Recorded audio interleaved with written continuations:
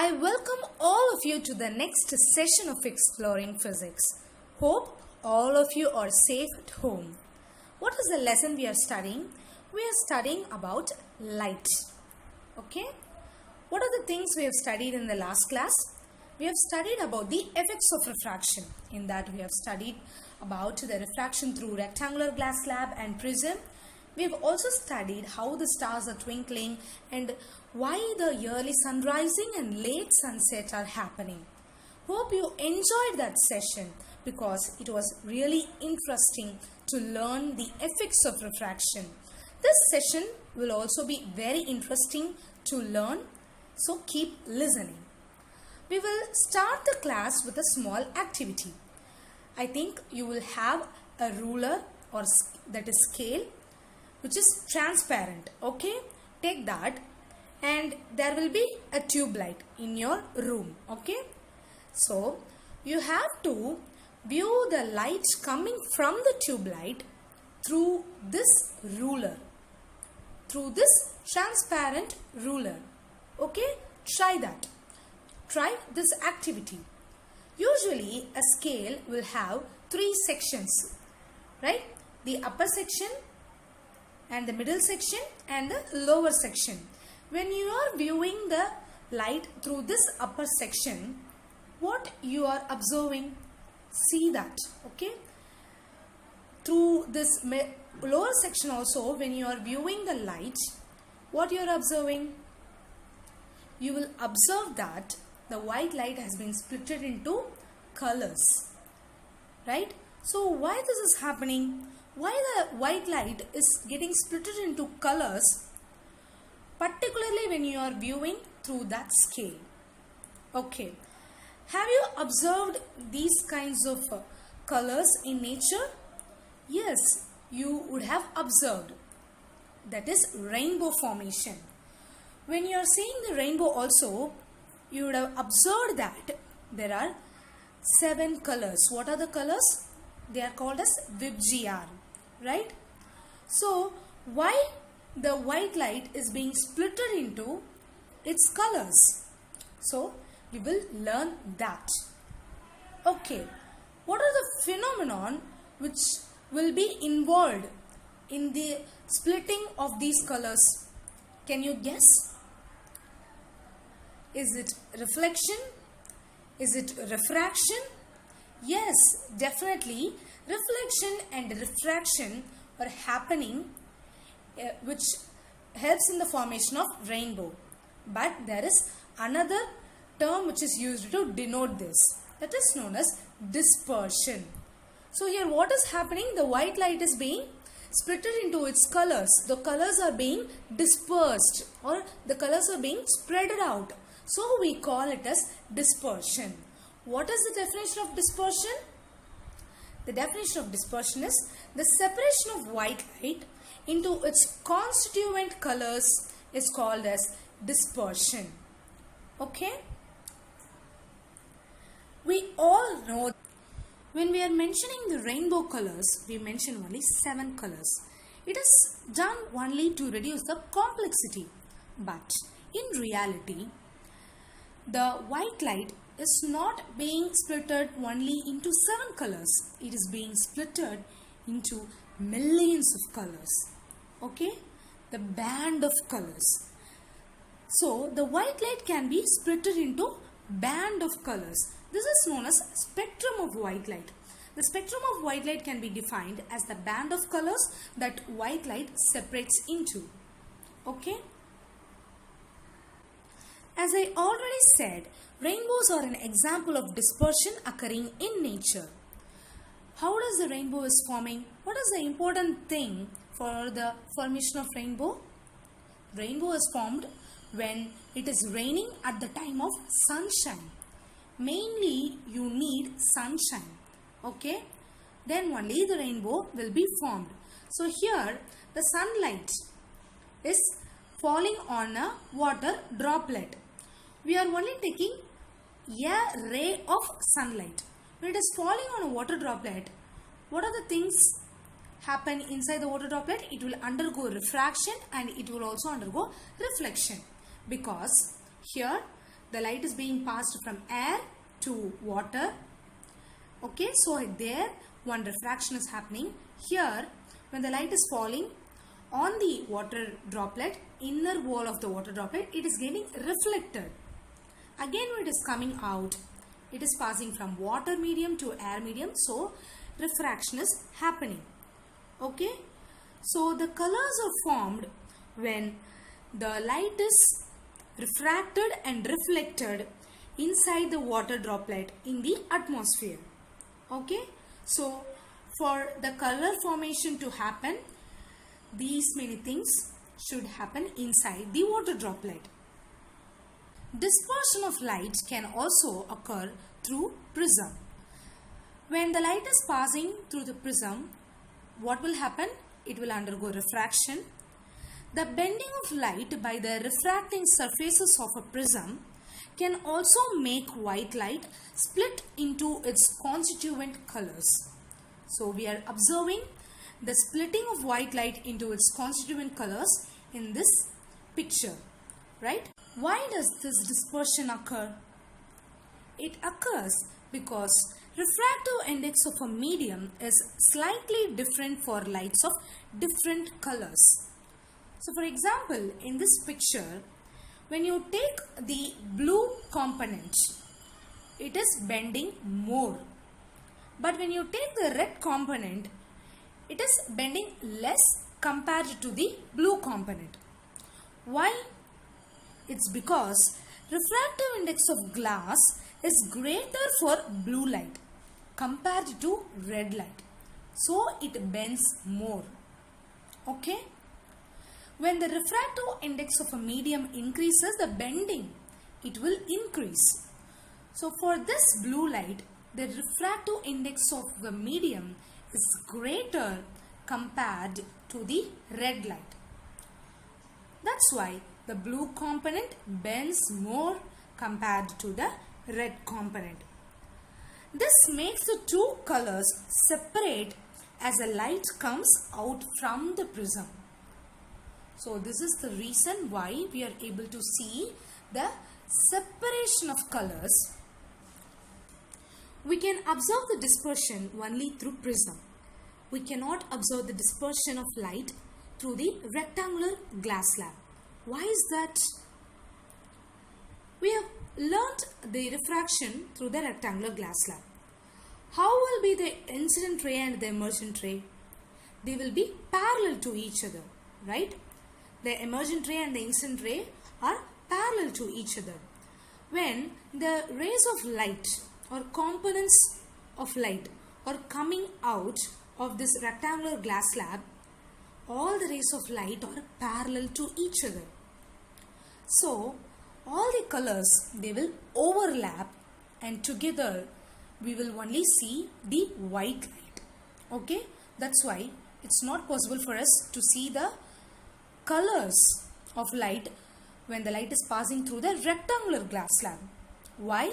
It's because all the rays of light are coming out parallelly. But in case of prism, how the different colors of light are coming out?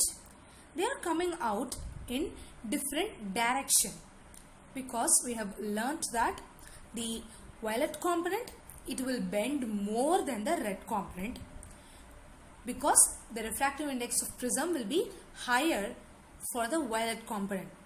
So here the colors of light are coming out in different direction, so we are able to see the different colors when the white light is being passed through the prism.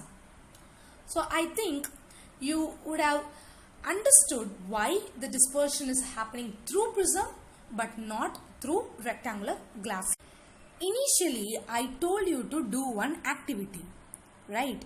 When you are viewing the light through this upper section, you will be able to see the colors.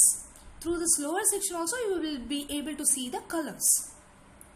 But when you are viewing the light through this middle section, what did you observe? Did you see any colors? No, you will not see colors through this section. You will see just the white light. What is the reason for that? Did you identify the reason? Okay, I will tell. It's because these two sections, upper and lower section, they act like prism. Because these two sections, the surface will be slanting, right? The surface, the upper surface, it will be slanting. So they act as a prism and we are able to see the dispersion. But the center part, it will not be slanting, it is just plain. It's just like a rectangular glass slab, right? So when the light is passing through this central section, you are not able to see the dispersion of colors.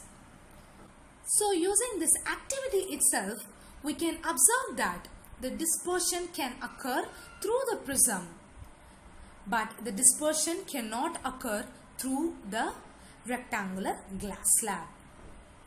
Now we are going to move on to the new topic. Okay, so here the child,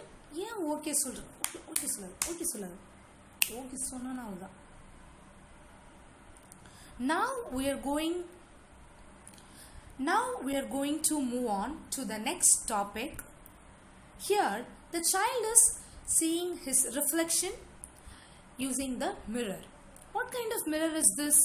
This is a plane mirror. In your 7th standard, you would have studied how the images are formed by the plane surfaces, in particular plane mirrors. What are the characteristics of image you learned there? Do you remember? You may remember that an image formed by a plane mirror is virtual, erect, that is, it's straight. It is of the same size as the object. It is at the same distance from the mirror as is the object and laterally inverted. So these are the characteristics of images formed by the plane mirrors. Now let us discuss the images formed by the curved reflecting surfaces. That is, we call it as spherical mirrors. Let's do a simple activity to learn the image formed by the curved reflecting surfaces. What you have to do is you have to view yourself using that spoon. When you are viewing yourself through the surface that is bulging outwards, what you can observe, your image is straight. But when you are viewing through this side, what you can observe, your image is inverted. It is upside down. So the image formed by the spherical mirrors, from the bulging outwards it is straight, but when the bulging is inwards, it's inverted. Okay, we call this kind of bulging mirror as convex mirror, and we call this kind of mirror as concave mirror. So can you see? So this is concave, the bulging is inward, and this is convex, the bulging is outward. So usually the convex mirror, it will have the reflecting surfaces on the outside part. Okay, but for the concave mirror, it will have the reflecting surface inside part. When you are taking the spoon, both sides are reflecting surfaces, so it can act as concave as well as convex. Now we will learn some important terms related to the spherical mirrors. Let us take a convex mirror. First, you have to extend that convex mirror to complete a full hollow sphere. Then only it is easier for us to define important terms related to this spherical mirror. Okay, so just we have to extend this convex mirror to complete a hollow sphere, that is an imaginary sphere. So can you see, this is called as center of curvature. What is this actually? This is the center of this imaginary sphere. So the center of the imaginary sphere, of which the mirror is a part, is called as center of curvature. How it is denoted? it is denoted as C. Now, next thing is radius of curvature. So, what do you think? What is the radius of curvature? It is just the radius of this imaginary sphere of which the mirror is a part. So, radius of curvature can be defined as the radius of the imaginary sphere of which the mirror is a part. It can also be defined as the distance between the pole and the center of curvature. Okay, for that we need to know what is pole. What is pole? So this is convex mirror and the center part. Center of this convex mirror is named as pole. It can be denoted as capital letter P. How it can be denoted? It can be denoted as capital letter P. Okay. Now, this is the principal axis. The axis which is passing through the pole and the center of curvature, it is known as principal axis. A diameter of a sphere passing through the pole is called the principal axis of the mirror. The principal axis extends beyond the sphere in both the direction. Can you see the principal axis? It has been drawn from here to there. So it is drawn beyond the sphere also in both the direction. Let's say I am going to put a point on the midway between the pole and the center of curvature. Here. Do you know what this point is called as? It is called as focus. How can we define focus? The point on the principal axis, that is midway between the pole and the center of curvature of the mirror, is called as focus. It can be denoted by letter F. The distance between the pole and the focus of the mirror is called as focal length. Obviously, focal length is equal to R by 2. R is the radius of curvature. As I said, focal length is the distance between pole and the focus of the mirror. So we can write the focal length as R by 2. We are going to study about the rules for making ray diagrams in spherical mirror. Why we have to remember these rules? Because remembering these rules will help us to trace the reflected rays. Okay, so keep listening. Before moving on to the main part, that is rules, first we will know certain simple things. So this is a kind of concave mirror because the bulging is inwards. When you are placing the object, you have to place the object on the left side. Even in the case of convex mirror, you have to place the object in the left side only. And it has to be placed on the principal axis. It should be perpendicular to the principal axis.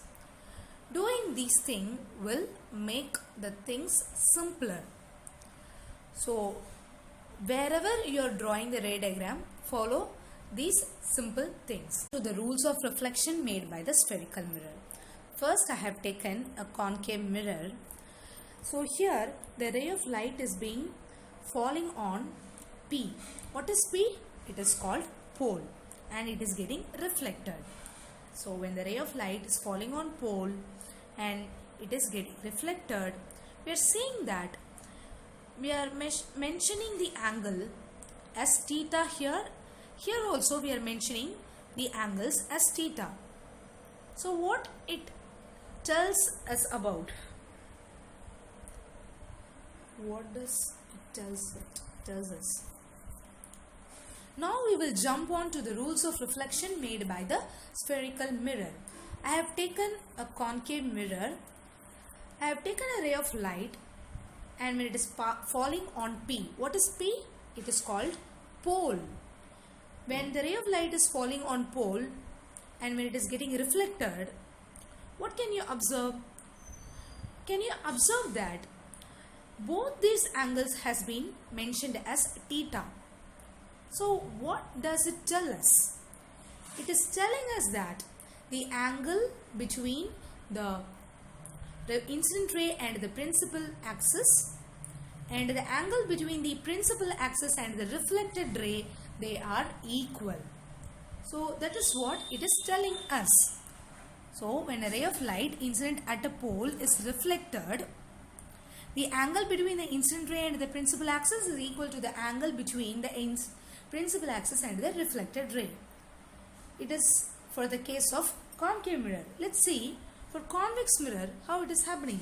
Here also the ray of light is falling on pole and it is getting reflected. Here also the angle between the incident ray and the principal axis is equal to the angle between the principal axis and the reflected ray. So what is the first rule? Yes, the first rule is angle between the incident ray and the principal axis is equal to the angle between the reflected ray and the principal axis. This is true for concave mirror as well as the convex mirror. So first rule is very easy. Now we are going to pass a ray through the center of curvature.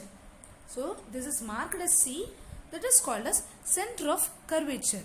When a ray of light passes through the center of curvature, after reflection, it retraces its path. Can you see? After reflection, it is following the same path.